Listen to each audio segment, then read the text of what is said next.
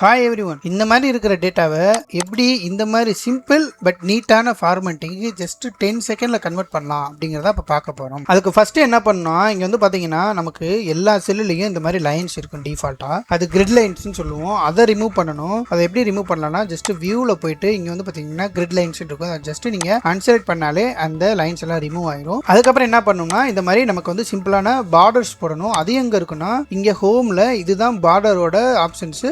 என்ன டேட்டாவோ அதை first select பண்ணிட்டு இங்கே வந்து பார்த்தீங்கன்னா கிளிக் பண்ணிவிட்டு ஆல் பார்டர்ஸ் அப்படிங்கிற செலக்ட் பண்ணாலே இந்த மாதிரி சிம்பிளாக நமக்கு வந்து ஒரு பார்டர்ஸ் கிரியேட் ஆயிரும். ஓகே, இப்போ மேனுவலாக எப்படி பண்ணுறதுன்னு பார்த்துட்டோம். இதே கீபோர்ட் ஷார்ட்கட்டை யூஸ் பண்ணிட்டு எப்படி 5 செகண்டில் பண்ணலாங்கிறது குயிக்காக பார்த்துடலாம்.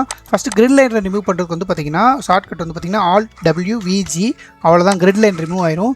அதுக்கப்புறம் பார்டர் போகிறதுக்கு இந்த மாதிரி செலக்ட் பண்ணிட்டு Alt HBA போட்டிங்கன்னா இந்த மாதிரி பார்டர் ரிமூவ் ஆயிரும். ஜஸ்ட் 5 to 10 செகண்ட் வந்து பார்த்தீங்கன்னா ஷார்ட்கட் யூஸ் பண்ணி சிம்பிளாக பண்ணிடலாம். இதுக்கப்புறம் வந்து பார்த்தீங்கன்னா நீங்கள் சிம்பிளான ஃபார்மேட் என்னென்னலாம் வேணுமோ அதை பண்ணிக்கலாம். ஃபார் எக்ஸாம்பிள் இந்த மாதிரி வந்து எனக்கு ஹெட்லைன்ஸை வந்து கலர் பண்ணுறதுனா பார்டர்ஸில் வந்து கலர் பண்ணிக்கலாம். இங்கே வந்து போயிட்டு நீங்கள் வந்து இந்த மாதிரி ஏதாவது கலர் பண்ணிக்கலாம். நமக்கு என்ன மாதிரி அதுக்கப்புறம் அடிஷ்னலாக வேணுமோ. இது வந்து பார்த்தீங்கன்னா டெக்ஸ்ட்டை மட்டும் தனியாக கலர் பண்ணும். ஸோ இந்த மாதிரி நமக்கு டிஃப்ரெண்ட்டாக அதுக்கப்புறம் இருக்க ஃபார்மேட் எல்லாம் நம்ம பண்ணிக்கலாம். பட் பேசிக்கான ஒரு சிம்பிள் ஃபார்மேட்டுங்கிறது வந்து நீங்கள் இதை யூஸ் பண்ணிக்கலாம்.